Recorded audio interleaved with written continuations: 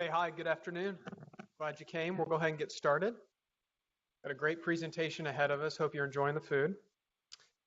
I'm Stephen O'Connor, clinical psychologist, faculty member in our psychiatry department, and it's my pleasure to welcome Dr. Sherry Levinson, going to give us a great talk around eating disorders. Let me just tell you a little bit about Dr. Levinson. She's an assistant professor in the Department of Psychological and Brain Sciences at the University of Louisville. And she's the director of the Eating Anxiety Treatment Lab, the EAT Lab. She's also the clinical director of the Louisville Center for Eating Disorders, where she treats clients, supervises, and trains other clinicians and students in evidence-based treatments for eating disorders.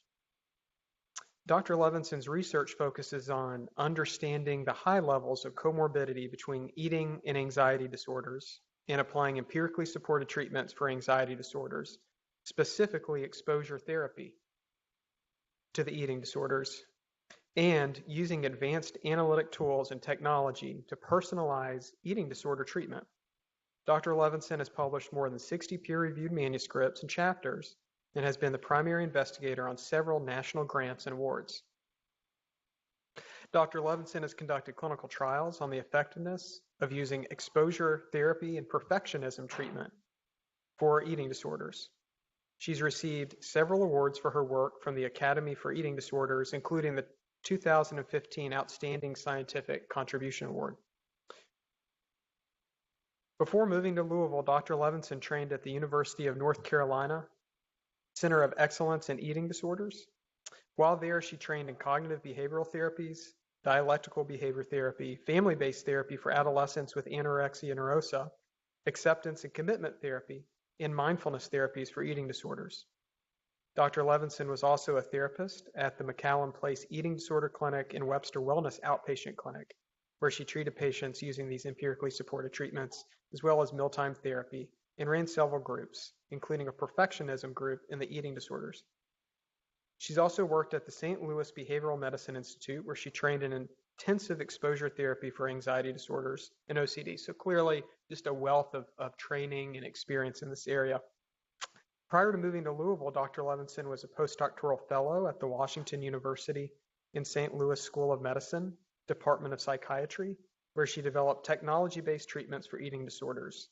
She completed her clinical internship at the University of North Carolina School of Medicine, received her master's and doctoral degrees in the psychology department at Washington University in St. Louis, and completed her undergraduate degree in psychology and history at the University of Kentucky. So with that, I'd like to introduce Dr. Levinson.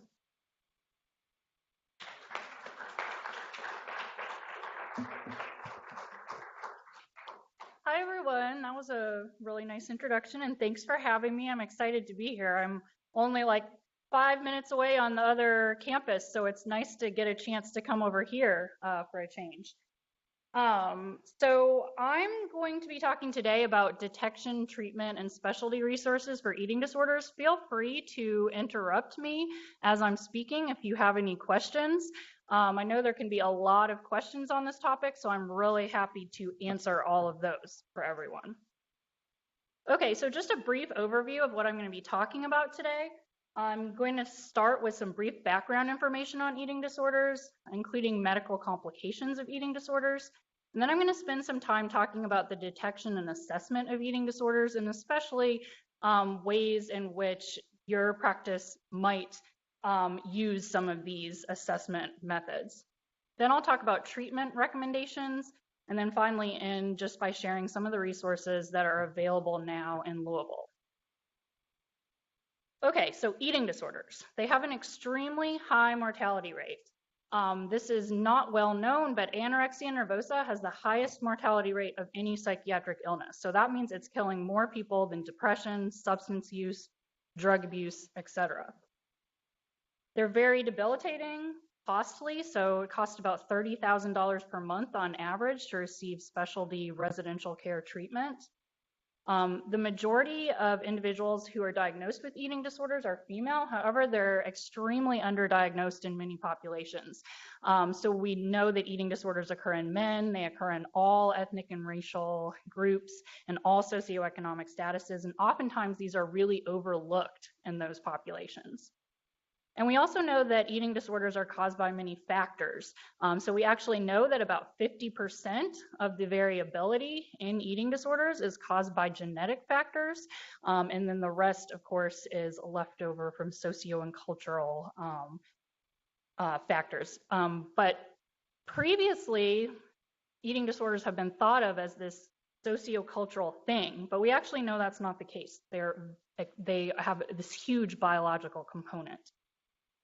Okay, so out of every 100,000 kids and adolescents, 120 will be diagnosed with Down syndrome, 56 will die from sudden infant death syndrome, 15 will receive a diagnosis of cancer, and 12 will receive a diagnosis of type 2 diabetes. Can I get any guesses from the audience on how many kids out of 100,000 do you think will be diagnosed with an eating disorder? 20, okay. What other guesses? 200, 500, anything else? Any other guesses? 10,000, whew. That's the highest I've ever heard. 1,000, okay. So 2,900 kids and adolescents will be diagnosed with an eating disorder. I want you to just sit with this statistic for a minute, okay?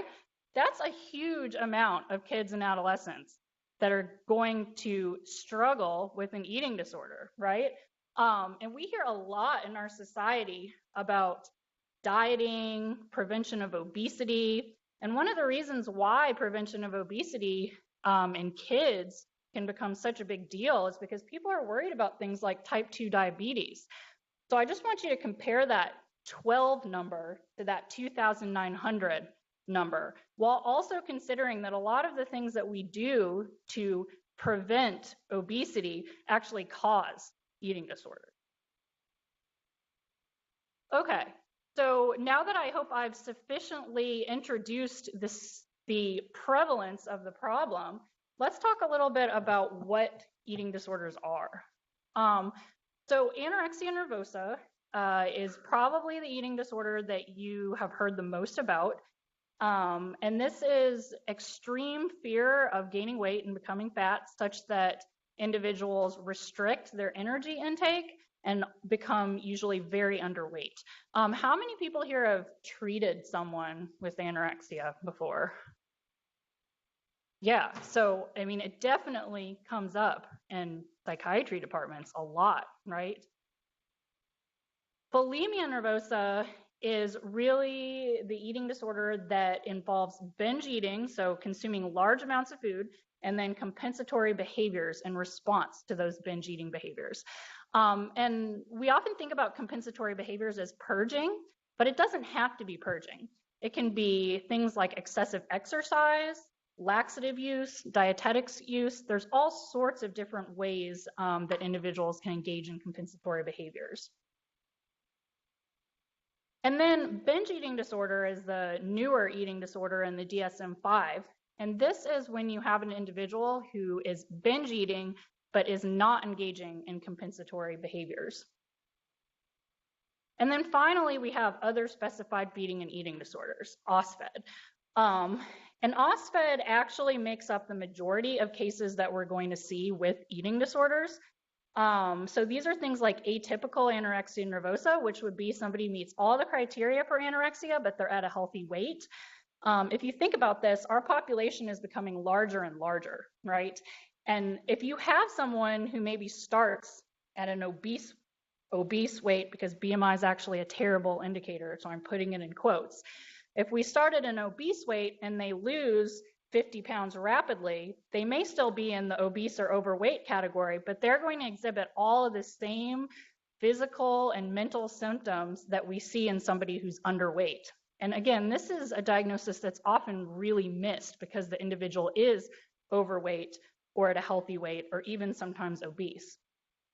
And we actually know that about 50% of people with an eating disorder, this is the type of eating disorder they would be diagnosed with.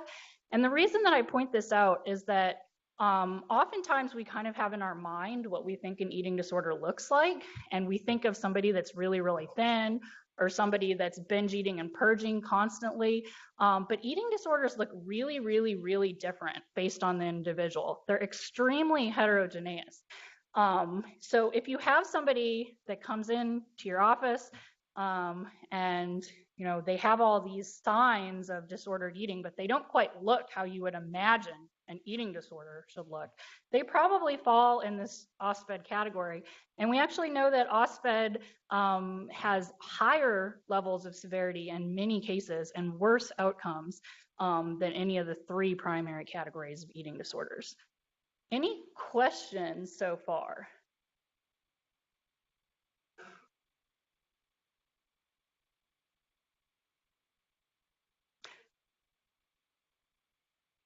So the question was, is there any data on the prevalence of OSFED? So it'd be about half of those kids that have OSFED.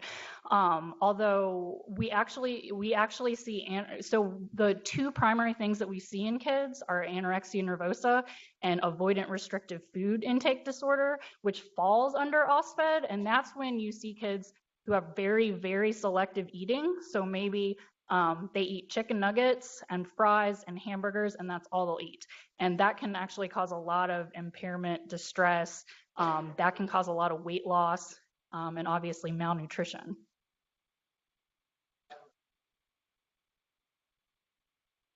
Yeah, it's about 19%. Lifetime prevalence of eating disorders is about 19%. Very high. I'm sorry, what? Oh, in other countries. So the question is the prevalence rate in other countries. It depends on the disorder. So anorexia nervosa is steady at about 1 to 1.5% in all countries. There's slightly higher rates of bulimia and binge eating disorder in westernized countries, but that rate is rapidly increasing in non-westernized countries as well.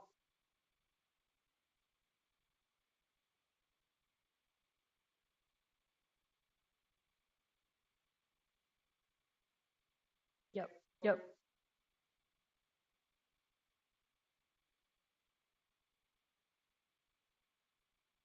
Right. So the question is, how fixed is somebody with one of these eating disorder categories, or do they move within categories? Yeah, there's a huge amount of diagnostic movement between the categories. I actually don't find these categories all that useful. If somebody has an eating disorder, they're going to need probably a very similar treatment regardless of what the eating disorder is. There will be slight differences based on what their symptom presentations are, but I tend to focus more on what are their impairing symptoms and what do we know about how to treat those. Okay, so eating disorders, those are the clinical eating disorders, but there's also disordered eating, which means that the person doesn't quite meet criteria for an eating disorder, but they still are exhibiting a lot of these symptoms. So these are chaotic or disturbed eating patterns, behaviors, and cognitions, and I've listed some examples here.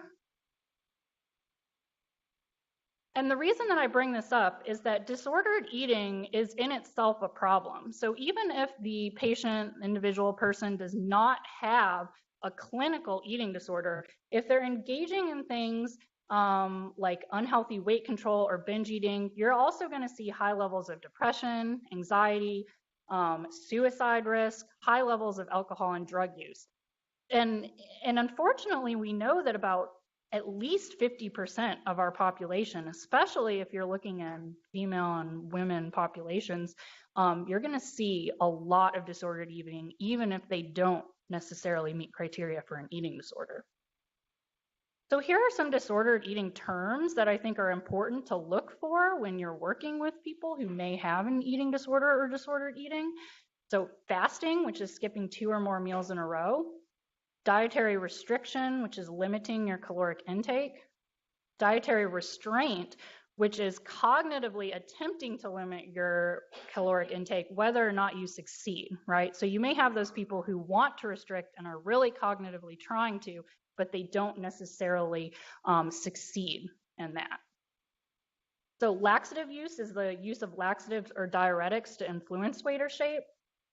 And self-induced vomiting is vomiting after eating to influence weight or shape. It usually occurs after binge eating, but there's also one of these disorders that again falls in the OSPED category, where you have somebody who has purging disorder and they vomit without the binge eating. And then one thing that there hasn't been as much attention to until recently is excessive exercise. And this is exercise that is really, the person engages in it because they feel compelled to in an attempt to address their weight and shape concerns. And this can be very, very problematic. And we've seen patients who are running 14 to 20 miles a day trying to control their weight. So again, I point these out because even if somebody doesn't have a clinical eating disorder, but they're engaging in some of these behaviors in themselves can be very, very problematic and can lead to extreme medical complications. Okay, so what are eating disorders not? So another question for everyone here, what's something that you've heard about an eating disorder that seems like it might be true, but you're not completely sure? Like, what are these things that you hear about eating disorders on a daily basis? They don't eat carbs. Okay. What else? It's only women. Yes. What? A man has an eating disorder? No. Anything else? Oh, I know you guys have heard things. It's all over social media. It's all over everything. TV, movies. What have you guys heard? What type of person gets an eating disorder? Very highly perfectionistic people. And what about family? Has anything heard anything about families and eating disorders? Rigid parents. Anybody heard that families cause eating disorders? Nobody's heard that? Yes, okay. They cause eating disorders. Okay, right. Anything else you guys have heard? What about the weight of people with eating disorders? How does somebody with an eating disorder look? Really skinny. And can you tell when you see somebody with an eating disorder? I mean, we've all seen somebody out running or at the gym and we say, oh, they must have an eating disorder, right? All right, so let's talk about whether or not some of these things that we think are true or not. And these are what are called the 9 truths about eating disorders, and they were actually all developed based on scientific evidence. So all of these are based in a strong science foundation, okay? So truth number 1, many people with eating disorders look healthy, yet may be extremely ill. So for instance, we know that actually 80% of people with an eating disorder are at a healthy weight, overweight, or obese. Is that surprising to anyone here?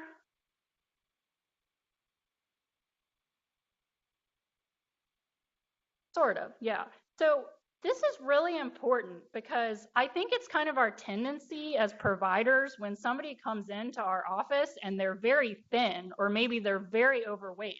That's when we ask about eating disorders, right? We don't really do it regularly. Well, I do it regularly, but you guys probably don't do it regularly, especially if somebody looks healthy, right? So I think that this is a really important reminder that this is something to really be looking for in everyone.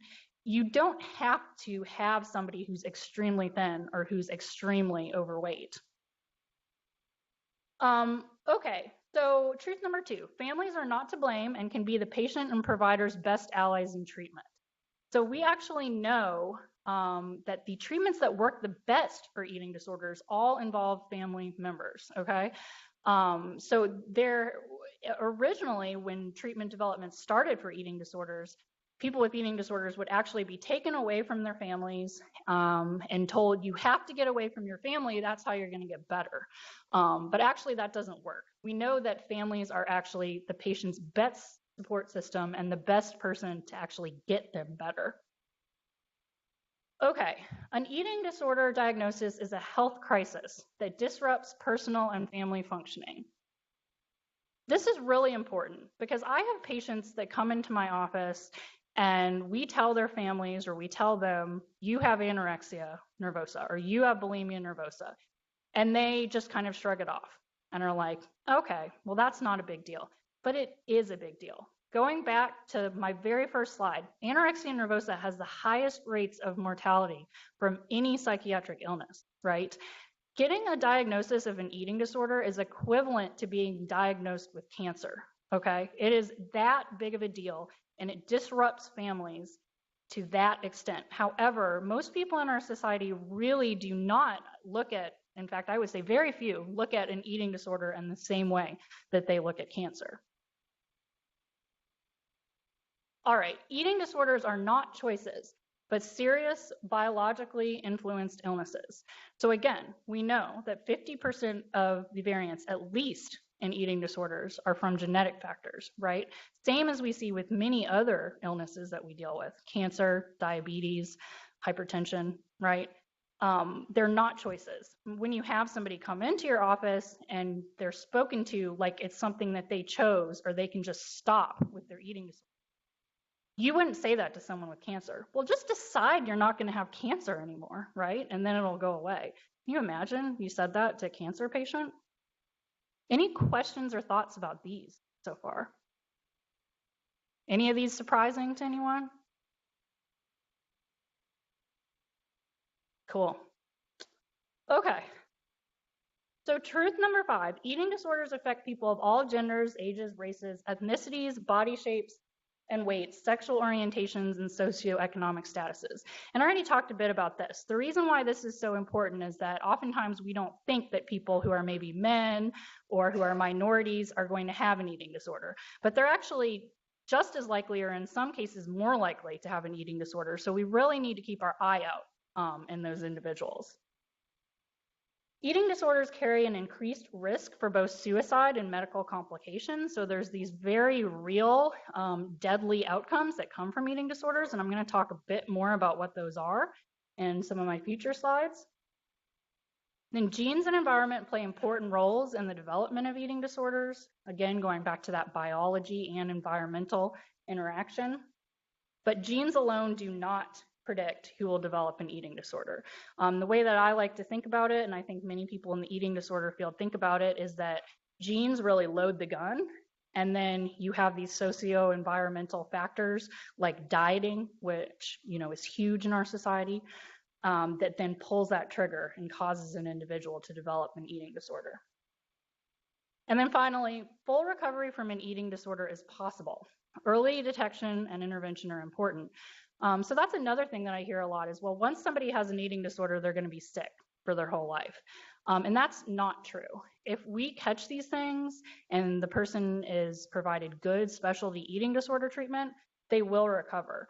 But with that is key that early detection and intervention is important, because the earlier they're detected and the earlier the person receives treatment, the better the outcomes are. Okay, so what are eating disorders not? So anybody here, before they came in here and saw this slide right in front of their face, thought that obesity was an eating disorder?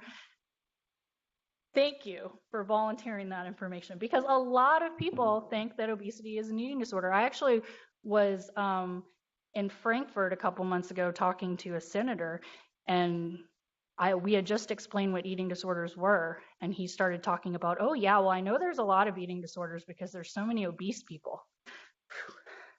So I mean, that is definitely something, the information that's out there. But obesity is not an eating disorder. It's a state of being over a certain body mass index based solely on weight, not other functioning. So you can have somebody that's obese that has no impairment and no distress, and so they would not meet criteria for a mental disorder. Obesity is likely a metabolic disorder, but what we do know is that individuals, for example, with binge eating disorder may be obese, but they also may not. And individuals who are obese may have a psychiatric disorder or another illness, or they may not. And being overweight in and of itself is not an illness. This also does not mean that obesity is a choice. It just means that it's not a psychiatric illness.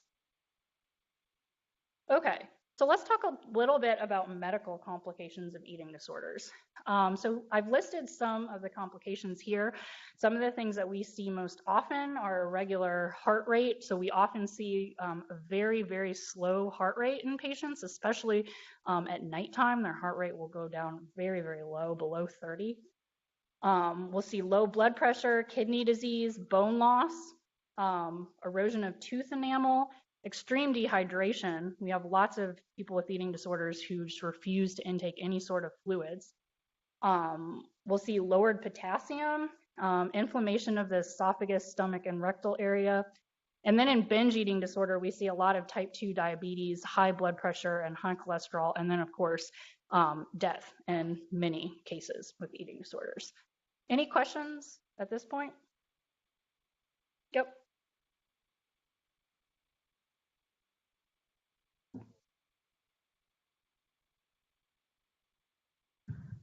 Yes, good question. So the question is, how often do people with eating disorder relapse? And that's actually one of the primary areas of my research. So I'm very happy to talk about that all day, but I won't. People with binge eating disorder and bulimia nervosa have much higher success rates for treatment. People with anorexia nervosa, if they're an adolescent, also have very high rates of successful treatment. And again, that is because it's a lot easier to get parents involved when somebody's a kid or an adolescent. Adults with anorexia, unfortunately, we see about a 50% relapse rate. Now, that doesn't mean that they don't eventually go on to recover. That's the rate after one hospital admission for eating disorders. So oftentimes what we'll see is that somebody is admitted over and over and over again, and then eventually they get better. And I think the data on that is about 70 to 75% of people after 20 years end up being recovered. But yeah, there's very, very high relapse rate, and it's a huge problem in the field is how do we deal with these reoccurrences? Any other questions?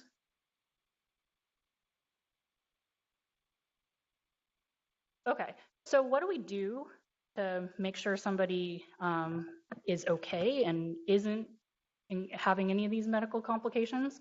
So when we're treating somebody with an eating disorder, we're getting regular blood work.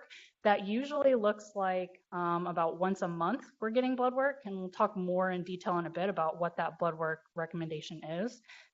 We also get an EKG every month. If somebody is more severe and we're already seeing elevations and on the lab work, then we will make it even more regular, once a week, once every 2 weeks.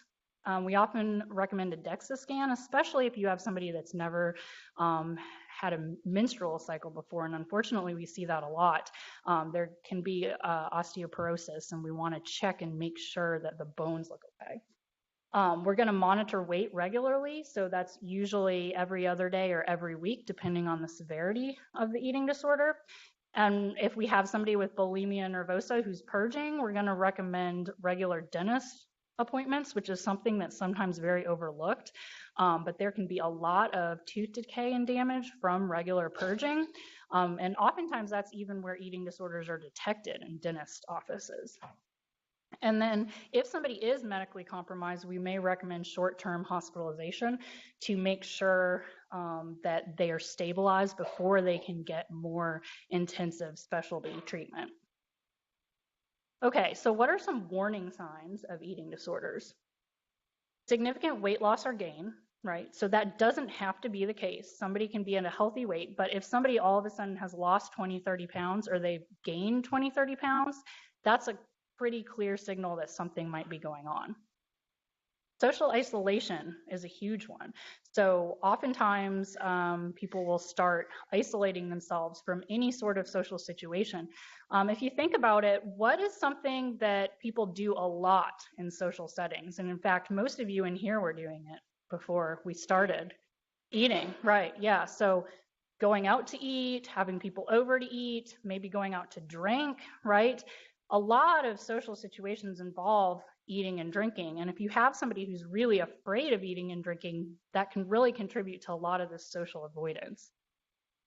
A dysregulated food schedule. So maybe you notice somebody is only eating breakfast and then they don't eat again until 5 p.m. Or maybe they seem like they're eating kind of constantly throughout the day.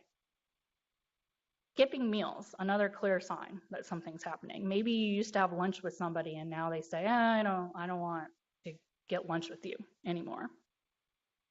Avoiding cafeterias and restaurants. Wearing baggy clothes is also a pretty big warning sign that they're trying to hide their body, whether that's that they feel ashamed of what their body looks like or they don't want you to see how much weight loss or weight gain there's been. There's a lot of body hiding. You may notice somebody who used to dress really nicely is now wearing sweatpants and a big sweatshirt every time they come in to see you. And then negative comments about their weight, shape, or body image. So maybe they start saying things about how they look. Any sudden dietary changes. So maybe they come in one day and say, hey, I've decided to become a vegetarian. You ask them about their reasoning for it. And maybe it doesn't really sound quite like a reasoning you might normally hear. Or alternatively, all of a sudden they want to eat really, really healthy. So they start cutting out good or bad foods. And then also one thing, if you notice any of these signs, and that's in the combination of somebody that has a history of perfectionism or is very high achieving or has a lot of anxiety, that's also kind of a warning sign that there might be something more happening here.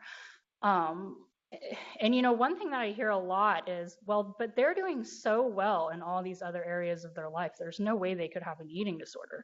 They're still doing well in school or at work. They still seem to be functioning as a parent. But a lot of people with eating disorders are very, very high functioning in all other areas of their life, except for when it comes to food. Yep.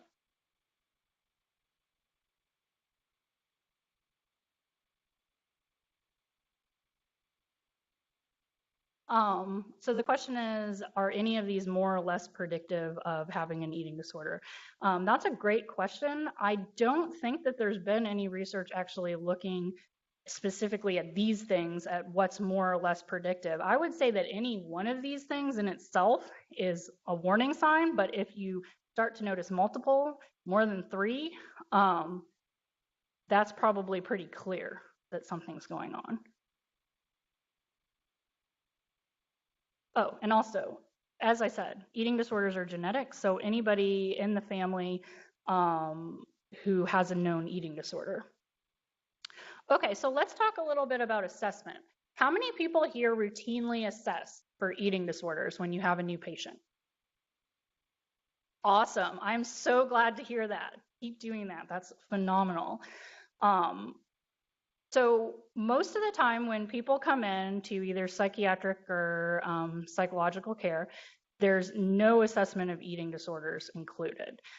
So what ends up happening is sometimes you'll have patients that have that come in for anxiety or depression, and you work with them for a really long time, and then you find out 2 years into it, hey, they're purging in the bathroom every night, but you never asked about it, so you didn't know until quite a ways in a treatment, right?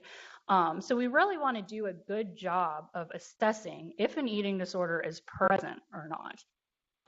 And step 1 in assessment is determining the appropriate level of care. So where should this individual receive treatment, right?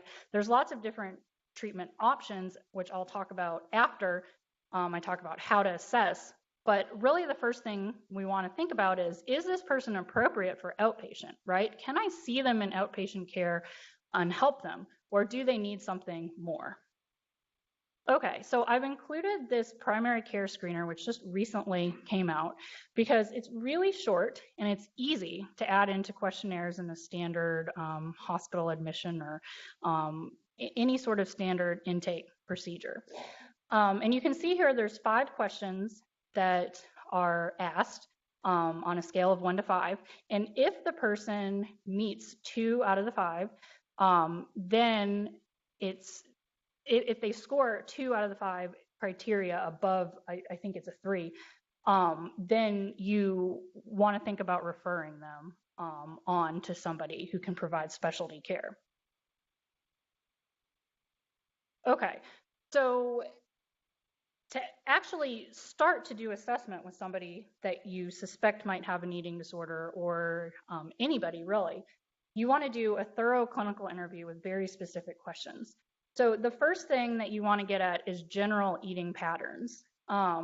So you'd ask the patient to think back over the past month, and you want to get very clear examples on what they're eating for every meal. So are they eating breakfast, lunch, dinner? What about snacks? Is there any nocturnal eating? What about drinking? How much water are you drinking? How much caffeinated beverages are you drinking? You want to ask about what foods they're typically eating, and then what foods they avoid, and what a typical portion looks like. So they may say, well, I'm eating breakfast, lunch, and dinner, but I'm eating a half a granola bar for breakfast and ham and cheese for lunch, and then I have pasta for dinner, but no sauce on it, no butter, just a handful of pasta. And that's not an appropriate portion size, right? Any questions?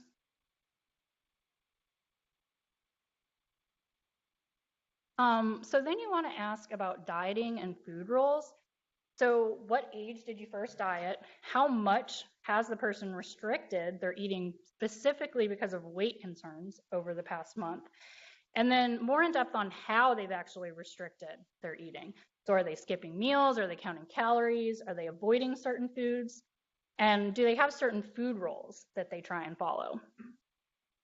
And this can be a really clear indicator that the person is very rigid when it comes to eating. So some of the food rules we might hear about are things like, well, I can't eat after 6 p.m. I can't eat this food, or this food. I can't eat snacks, any of those sorts of food rules, or I have to eat these foods in a certain order when I eat them.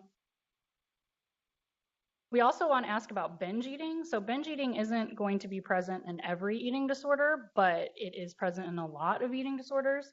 And the main things that you're looking for with binge eating is, did the person eat a very large amount of food in a short period of time? And did they feel out of control when they were eating that food? So you'll have some people that say, oh, yeah, I had this salad and I felt so bad about it.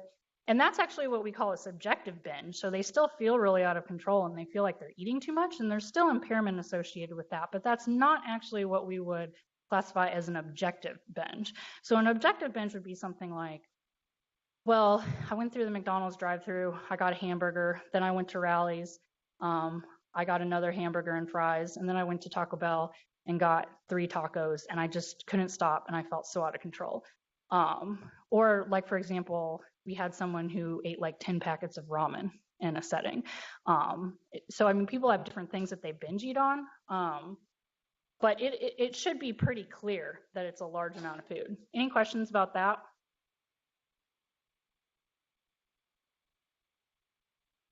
Okay, so you also want to ask about purging.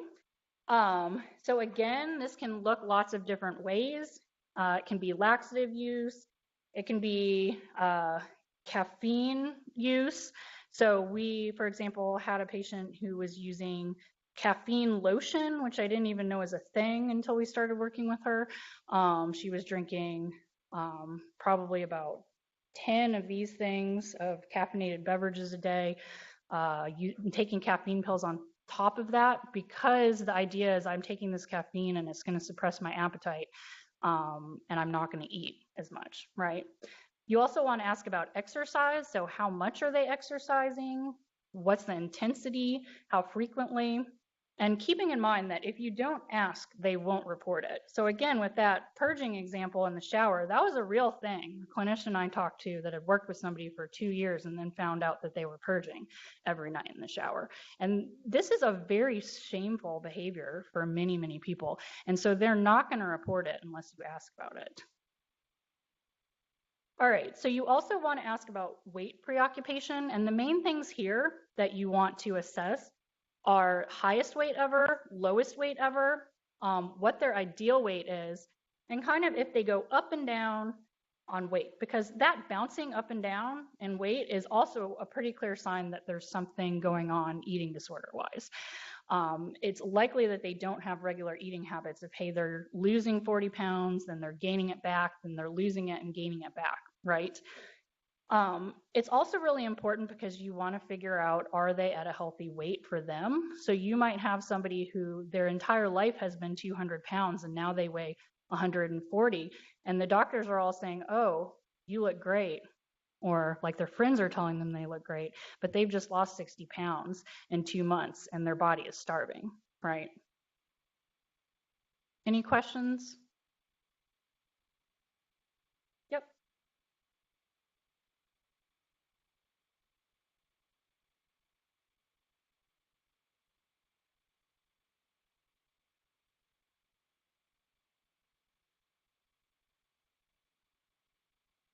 Yeah, really great question. So the question is, and I will say society tells us that exercising and eating well is good for us. Yes, exercising and eating well is good for us. Exercising the appropriate amount, which I think the recommendation is like 30 minutes a day, 5 days a week, and eating well, which is eating within a normal calorie limits for your body, is healthy, right? It becomes very clear that somebody is not within that range when they have an eating disorder, because they're exercising just significantly more than that, and they're eating significantly less than that, right?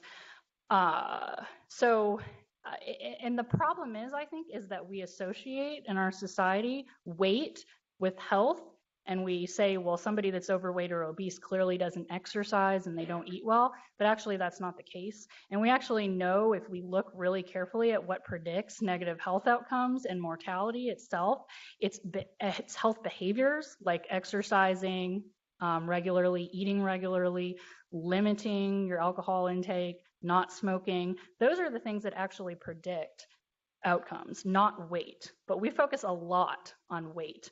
And really, I think it's kind of, and this, again, I'm just going to give my opinion here. Smoking was not really seen as something that terrible 30, 40 years ago. And now everybody knows smoking is bad for you. Dieting is just as bad as smoking is for you. Actually, there is evidence that dieting does not work. And it actually causes more problems than it is helpful.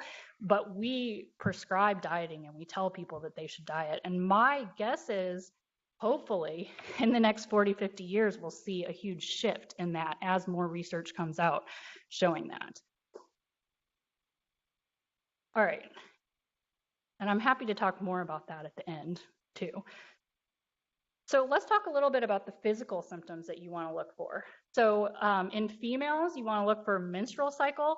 So onset, absence, and irregularity. You might have somebody that's getting a period, but they're getting a period for less than a day or for 48 hours. That's probably not a regular period for them. You might have somebody that hasn't gotten a period in many, many years. So fatigue is a clear indicator. If you're not getting enough energy, you're going to feel exhausted. And this is something that I oftentimes have to connect for my patients. Well, yeah, of course you feel exhausted. You're only eating about 800, 900 calories. Anybody would be exhausted if that was all the energy that they were consuming. Cold intolerance is a big signal, somebody that feels cold all the time. Dizziness, passing out, tingling sensations in extremities is a big sign. We'll see a lot of palpitations, shortness of breath, chest pain, see a lot of dry, brittle nails, lots of hair falling out, and then lots and lots of GI issues. So whether that's constipation, diarrhea, blood and stool, lots of complaints about bloating. GI doctor is often another time that you really run into a lot of eating disorders. Any questions about physical symptoms?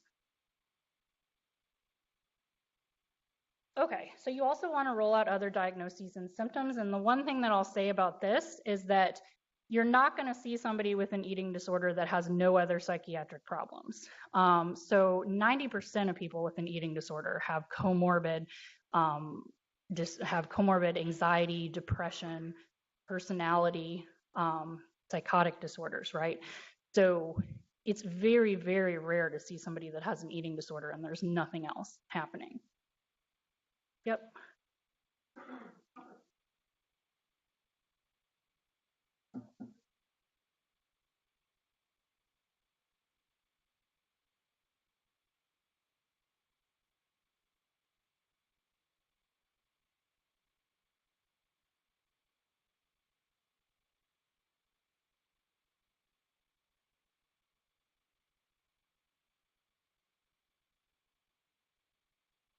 Yeah, so the question is, how much weight do I give to the subjective reporting of all the symptoms that I've talked about? Okay, and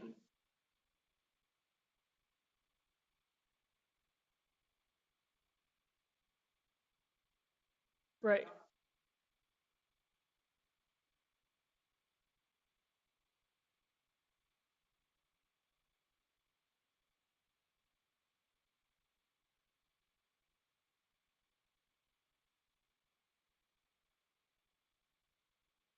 Yeah, so the question is, so following up on that, it's, so especially if somebody comes in for something else and they feel okay about their eating habits or how much they're exercising, and it seems more like our priority versus their priority, how do we engage them, right? That's really, really hard.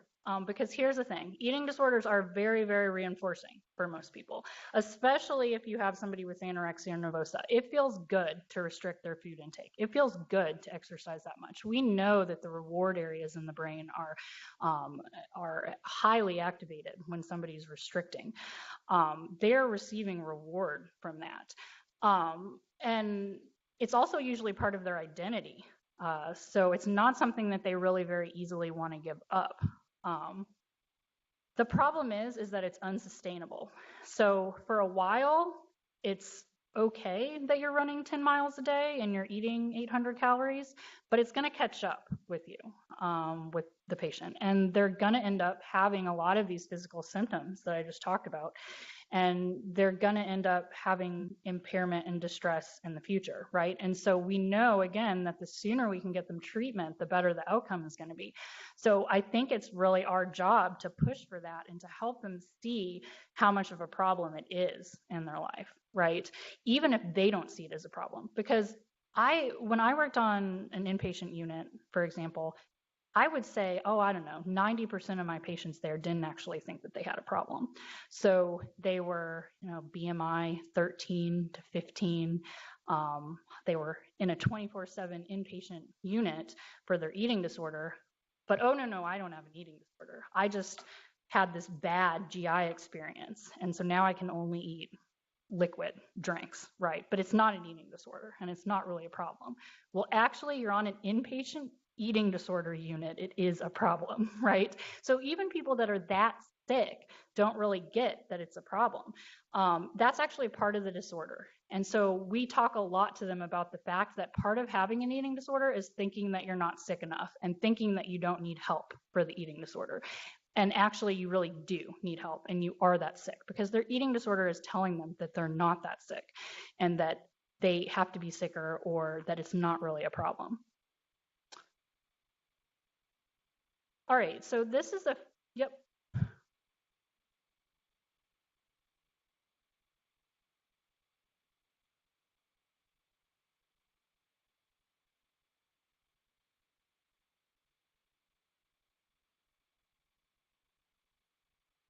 Yeah, so the question is about comorbidity between autism and eating disorders.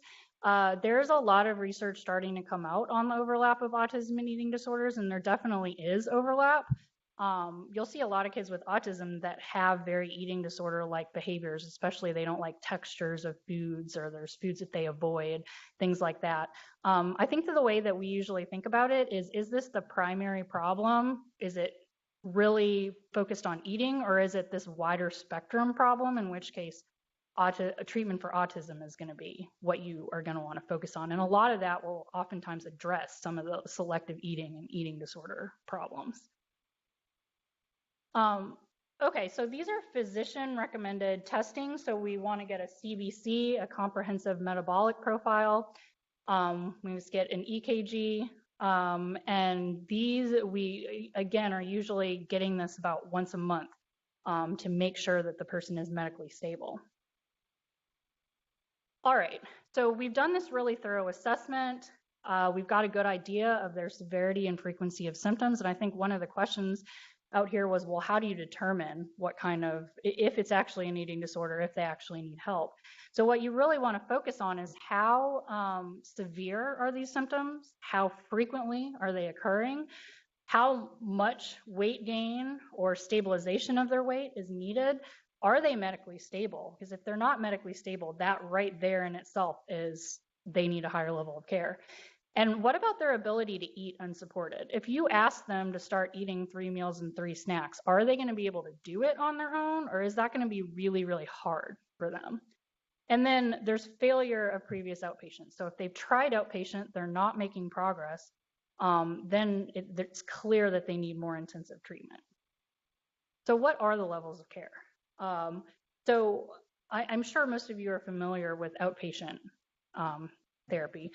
And the initial goal for anorexia is to restore weight and address physical complications. For other eating disorders, it's really to regulate food eating and minimize purging and binge eating behaviors.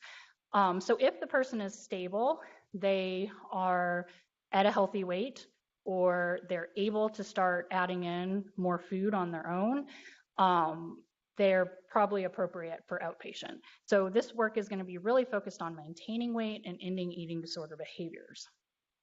Intensive outpatient is going to be recommended if the person is medically stable and doesn't need daily medical monitoring, but they need a little bit more help than once or twice outpatient a week therapy.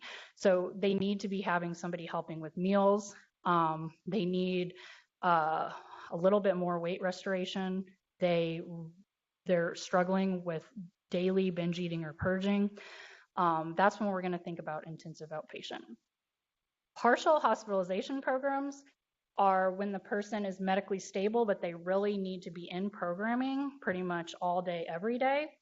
And they are engaging in these severe eating disorder behaviors. So maybe you have somebody who's purging regularly after every meal, and they really need somebody to sit with them for 45 minutes after every meal to make sure that they're not purging. Then residential treatment, there's a difference between residential and inpatient. So residential treatment is going to be 24/7 when the person is medically stable, but they really need that around-the-clock care. Whereas inpatient is when they're medically unstable and they need to be on a unit being monitored by physicians and nurses around the clock, or if they're suicidal and can't contract for safety. Any questions about the different levels of care?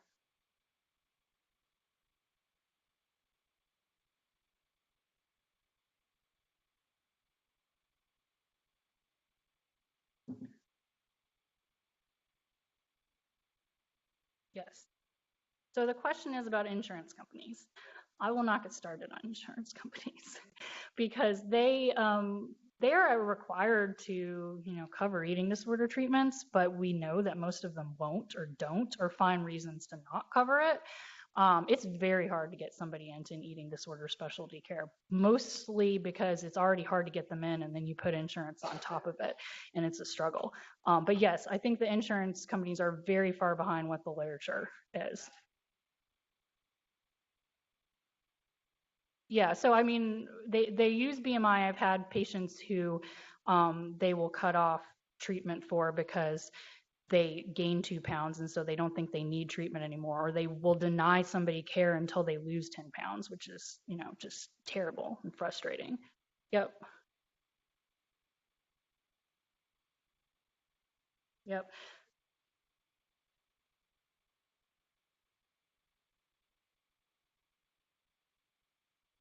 So the question is, what do you do if the patient refuses treatment at a higher level? Again, I could probably talk about this for a very long time because it's something that we struggle with regularly. There's a lot of ways to get around it. So that's why it's always better if the person is an adolescent, because their family can enforce it. I've had a lot of young adults whose parents have taken medical guardianship for them to get them into treatment. I've had parents that have actually picked somebody up in their car and driven them 4 hours to get them into a residential center. I mean, your first step is really getting them in with an eating disorder specialty provider so that they can really stress to them the importance of it, right? And the need for it. And then if that still doesn't work, involving family, partners, friends, as much as possible. I think one thing that I unfortunately see a lot, and many of us are guilty of having done, is we see somebody with anorexia, and even though they keep getting worse, we keep seeing them because we think oh, well, if they don't see, they're saying they're not going to go to treatment. And if I stop seeing them, they're going to die or they're not going to see anybody. But actually, the best intervention I've found for getting somebody into treatment is saying, you lose this pound and you go down to this weight and I can't see you anymore. Like, I am not ethically allowed to see you anymore. And that is a really terrible decision to have to make as a provider. And it's actually one thing that gets them the care that they need, right? Because if they hear you when you say, you are too sick for me to see you, if you continue to see them, they're getting the message that, hey, I am okay. They're still seeing me an outpatient, right? And I mean, just from an ethical standpoint of it too, if they need to be in a higher level of care and their insurance is going to cover it, and they're just not going because they don't think they're sick enough, I really feel like as an outpatient provider, you shouldn't be seeing them if they're that sick, right? And maybe they don't go right away, but at least they have that message then that, hey, I am too sick to be an outpatient, right? And I would say, like, actually probably every time I've had to tell a patient that, they've ended up going to a higher level of care, because then they really realize, wow, this is serious. Like, they're not going to see me anymore. Okay, so in multiple studies, specialty eating disorder care outperforms non-specialty treatment. So again, this is really important because oftentimes people with eating disorders are seen in routine care places. If a specialty care center is available, that's going to be the better option for them. So what is specialty treatment? So specialty eating disorder treatment involves an interdisciplinary team. So we usually have a team of psychologists, therapists, dietitians, psychiatrists, and physicians, all of who are trained in eating disorders and are working together to try and get the patient well. Now, the thing we know about eating disorders is they're very sneaky. I think in our team yesterday, we came upon maybe like 4 different lies that our patients had told us, because we were all talking together and were able to see that they were telling one person one thing and another person another thing. So you really, really need to have that team of individuals treating the eating disorder, or else the eating disorder will sneak up. And I've had eating disorders sneak up on me very many times, and I would never treat eating disorders without having this sort of specialty team. All right, so what do we do then to actually treat eating disorders? So eating disorders are more than about just food, okay? So the leading theory of eating disorders is based on emotion regulation, so cognitive behavioral theory. And eating disorders serve an emotional function, right? So for example, restriction is an avoidance technique. It helps the person avoid strong emotions that they're feeling. Same thing with binge eating. Maybe the person feels so overwhelmed or stressed that binge eating is a way to escape from that. So really there's this huge emotional component in eating disorders. These are the common eating disorder behaviors that we're working. And again, the function of these is to regulate emotions and to avoid emotions, right? And it's actually pretty effective in the short term to regulate emotions. The problem is, in the long term, it's very ineffective, right? So our treatment focus is how to eat regularly and how to regulate emotions. Because if we only focus on the regularity of eating, we're missing this entire emotional component.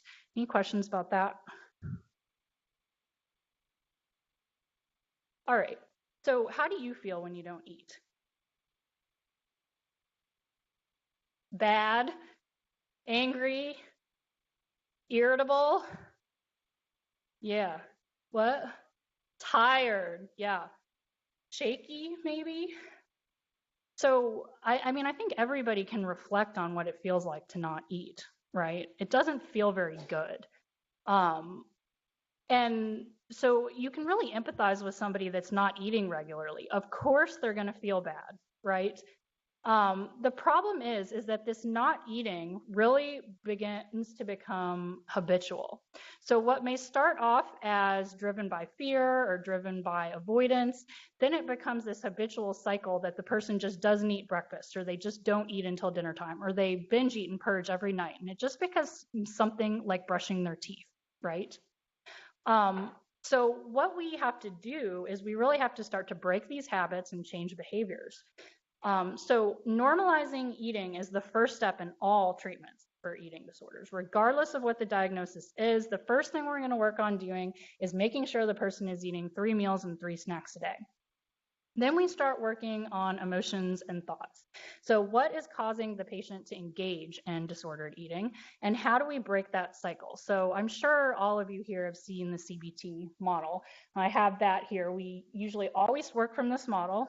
And when we're thinking specifically about eating disorders, we're thinking about things like, okay, the person's eating, then that makes me have the thought, this food is going to make me gain weight. So then I restrict or I purge. Then I feel anxious that I just purged. And then this leads to me thinking more, I'm a bad person. I probably shouldn't eat this. What's wrong with me? Accompanied by lots of physiological symptoms as well. So what we do is we start working on the behavioral aspect first. So let's regulate your eating. And then we start working on the cognitive aspect. So let's start challenging your thoughts, or let's start helping you being able to sit and tolerate your thoughts. And that in turn changes a lot of the emotion and problems with regulating emotion. Okay, so treatment recommendations. So this is going to be pretty similar for everything. When we're talking about anorexia nervosa, we're going to recommend a team-based approach. We're primarily going to use CBT and DBT. If it's an adolescent, we're going to use family-based treatment for anorexia. That's the only evidence-based treatment for adolescents with anorexia. So if somebody comes in and they're not receiving that treatment, or they've never gotten it, get them that treatment. That's how they'll get better. There's going to be a lot of meal support, and again, regular monitoring of lab work. Bulimia nervosa, again, we take a team-based approach, and we know that CBT for eating disorders is the best approach to go, although there's also growing support for DBT and interpersonal psychotherapy. And same for binge eating disorder, we recommend CBT-E for eating disorders, and there's also support for interpersonal psychotherapy for binge eating disorder. Okay, so I just want to talk a little bit about resources in Louisville. There's 2 major places that people can go to get treatment. The first is the Louisville Center for Eating Disorders, and this has outpatient, intensive outpatient, and we'll have a partial hospital program opening in January. Eating Anxiety Treatment Lab, through my research and through the partnering with the Psychological Services Center on U of L's campus, offers clinical services as well as research opportunities. I'll talk a little bit more in depth about each of these programs. So the Louisville Center for Eating Disorders, we have an outpatient program.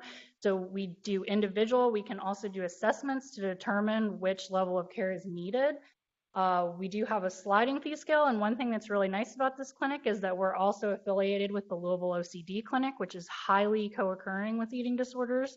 So we also specialize in anxiety disorders and OCD, so we're able to really treat the eating disorder and any co-occurring disorders. We also have several different types of group therapy. So we have an adolescent eating disorder support group, a perfectionism group, and we're starting a dialectical behavioral therapy group specifically for eating disorders. And then we have a family support group for any family member of someone with an eating disorder that meets once a month. Our intensive outpatient program is 3 hours a day, 5 days a week. And we include all of these components of therapy. We did just get approved by Passport, which is really exciting. So if you have anybody that has Passport insurance, you can send them over there. And we also have a sliding fee scale. So through the Psychological Services Center, there's a eating disorder specialty clinic. This is graduate students that I'm supervising that are seeing people with eating disorders. So you kind of want to think about the 2 different clinics. One is for people who are a little bit more severe, and this is for people who maybe have disordered eating or who are very appropriate for outpatient care and don't really need this additional support. So we also offer an eating disorder recovery support group that meets every Wednesday at 5:30. It's free. We have pretty good attendance right now, and anybody with an eating disorder who's in recovery is welcome to join. Again, like I said, we do outpatient therapy there supervised by PhD students. There's also several research opportunities. So if anybody has someone with an eating disorder that they're seeing and thinks that they could benefit from additional treatment, We're conducting a study looking at imaginal exposure therapy for eating disorders. So we're basically having them imagine what it's like to gain weight and what happens as they gain weight, and helping them learn how to tolerate the anxiety that comes up from that. And anyone who has anorexia nervosa or bulimia nervosa can participate in that and receive 10 free sessions of therapy. There's also an online version of that available, although we're wrapping that up probably within the next couple weeks. Then there's also another study called the Conquering Feared Food Study. So if you have somebody who's really highly avoidant of certain foods, which is probably everyone with an eating disorder, they can come do 2 very specialized sessions of food exposure treatment with us. And then we're just getting ready to start a personalized treatment study where we're actually using mobile technology to develop for each person what their individual maintaining symptoms are, and then we can use that data to personalize their treatment based on that. And anyone who has an eating disorder can participate in that. There's a few other research opportunities as well as additional resources available. And I'll just end by thanking everyone in my lab and at the clinic and see if there's any remaining questions.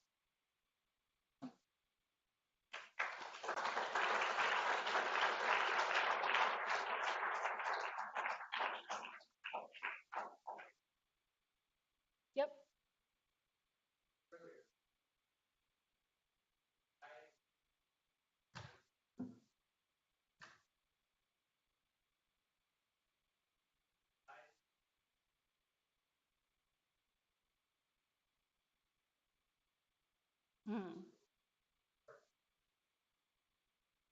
So the question is, have there been specific studies on different types of dieting? So just dieting in general versus dieting with specific caloric instructions. Did I get that right? Okay, with proper micronutrients. What I will say is that if you look at meta-analyses of dieting, whether those are programs like Weight Watchers or they are programs within research that they're trying to develop to decrease overweight and obesity, that they find that when they follow people in the long term, they, in about 80 to 85% of cases, they always regain the weight, and that they're not associated with better outcomes. So, I think that the problem is that we keep kind of trying to do the same thing over and over again. Well, this diet didn't work, so let's try this one. I mean, how many of you have seen the magazines that say, try the South Beach diet, try what's the latest rage right now? I don't even know because I try not to pay attention anymore. But there's a new diet that comes out like every couple months, right? And the problem is that no matter how we tweak it, it doesn't actually work, right? What does work is regular exercise, eating intuitively, which means paying attention to when you're hungry and when you're full, and engaging in other health behaviors like not smoking, right?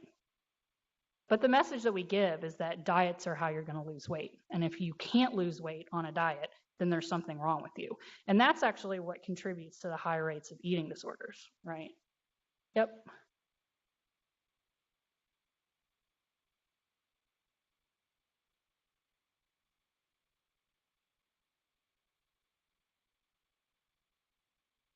So the question is, can weighing be harmful? Thank you for asking me that question, because it gives me a great opportunity to talk about one of the things I'm most passionate about.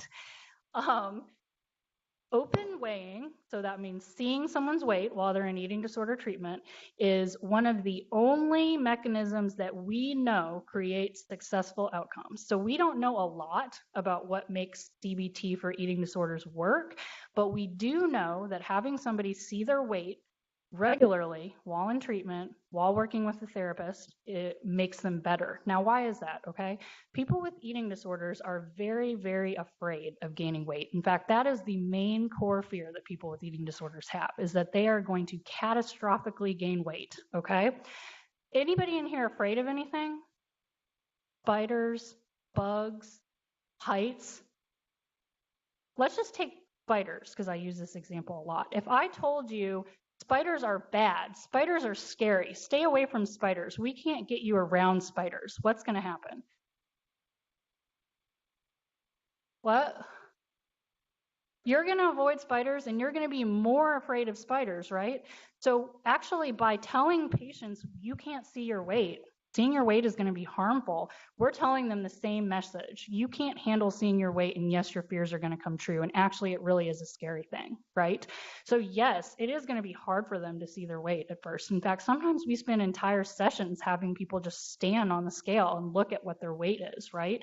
In the same way that somebody with a spider, we might have them just stare at a spider picture to help them get better. But we're actually causing harm by helping them avoid their weight. Unfortunately, there are a lot of treatment centers out there that hide weight from patients with eating disorders, and then they come to us and they've been even more conditioned that weight is something scary and something they should be scared of. I'm also happy to send literature on that to anybody, because there's lots of really great articles that show that seeing their weight is extremely important.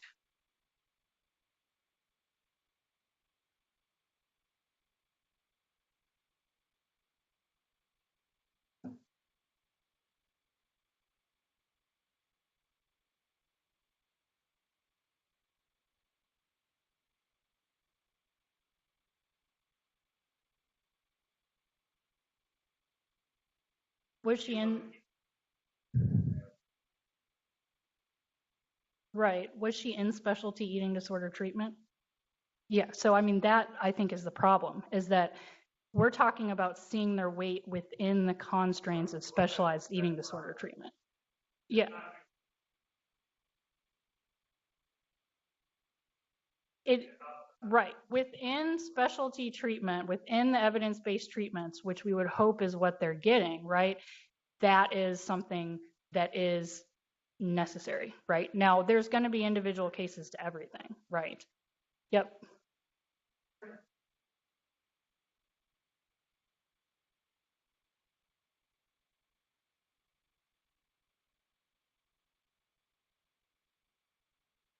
Yep.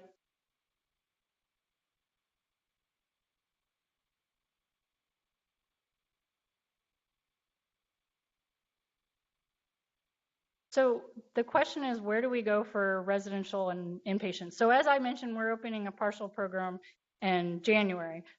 We're the only eating disorder center in the state of Kentucky. It's pretty bad. You're very, very right. The resources in this area are terrible. Usually what I say is, if you think somebody needs residential or inpatient treatment, call me or call my clinic and we will give you recommendations on where to go. We have a lot of residential and inpatient centers that we partner with because we don't have that resource right now. The closest residential center right now is St. Louis, where I did part of my training. No, McAllen Place. Don't send people to Castlewood. Send them to McAllen. You can talk to me about that later.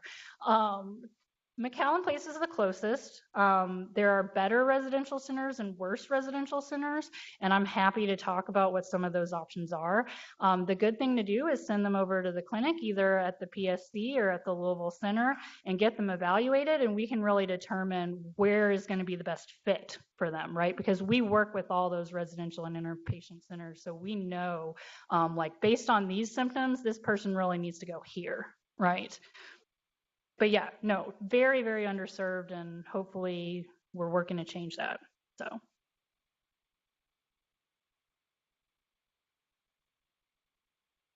Mm-hmm. Yeah, so the question is, how do you normalize eating?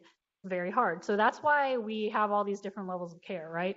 You'll have a lot of people who can come to outpatient and you can really help them understand why they need to normalize eating. So just doing a lot of psychoeducation on the importance of it helps, or helping them. I mean, a lot of people that binge eat and purge are really distressed by the fact that they binge eat and purge. So just explaining to them that, hey, the reason you're binge eating is because you're starving yourself all day. So your body is starving and it wants to eat a lot of food at the end of the day, right? That can work in some cases. That's why we do a lot of family-based treatment. So in FBT for adolescents, parents take over all of the feeding. So the adolescents are actually not portioning or feeding themselves. The parents are. And then as they gain weight and become more cognitively aware, they start to give that control back to the kids. That's what we do in outpatient. Now, a lot of times it's way too hard for somebody to regulate their eating in outpatient, and that's a big signal to us that they need more care. So what happens is that all of these treatment centers at all the levels above outpatient, they're eating meals, supported meals in treatment. And that's a huge aspect of what their treatment is, helping them work on how to actually eat and to tolerate the anxiety and the emotion that they're feeling when they're eating. And then, of course, you have more severe cases. So inpatient and residential, where you'll have people that have to have tubes placed if they can't regulate their eating.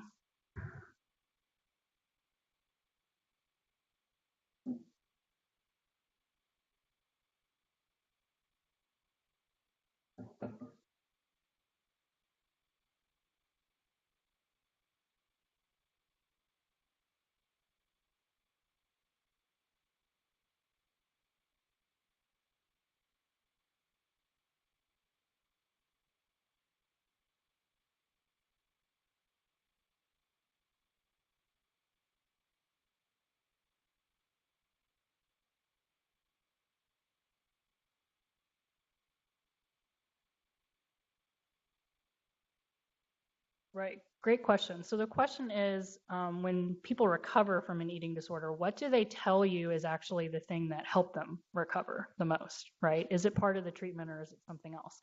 I think this is really different dependent on every person. But what I will say I have found helps the most for people to actually be motivated to engage in the strategies that they have to do to keep themselves eating is for them to come to the realization or to have the experience that there is life outside of the eating disorder, right?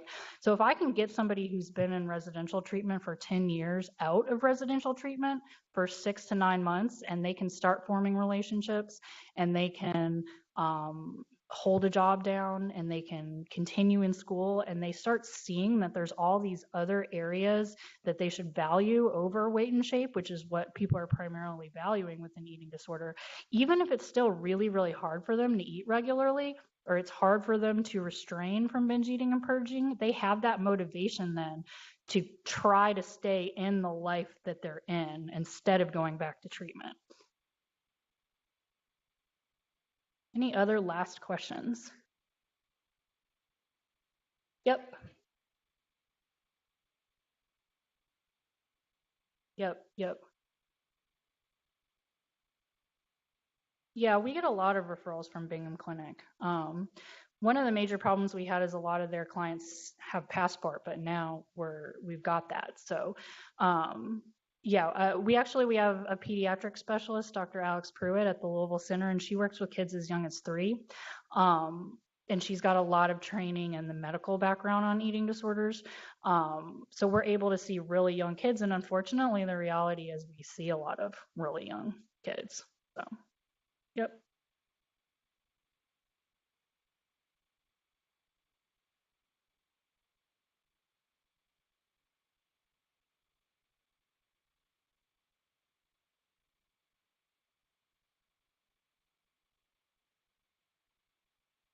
So the question is, a lot of people with anorexia don't feel that they're actually thin. I kind of think that that's a myth. I think if you really talk to somebody with anorexia, they'll tell you that they know that they are not at a healthy weight, but they still want to be thinner, and it still feels good to lose that weight, and it still feels scary to eat that food. Yeah, I think that we have this misconception that people think that they're really thin, but actually, even if you look at the data on perceptions, people with anorexia are not really that bad at perceiving what their weight is. They're a little bit skewed, but everybody's a little bit skewed. The difference that we find is that their ideal body weight is significantly lower than somebody without an eating disorder. So they may be able to accurately perceive it, but they still want to be thinner. Any other questions? Okay, well, thank you everyone for having me, and happy to answer anything else or provide resources for anyone in the future.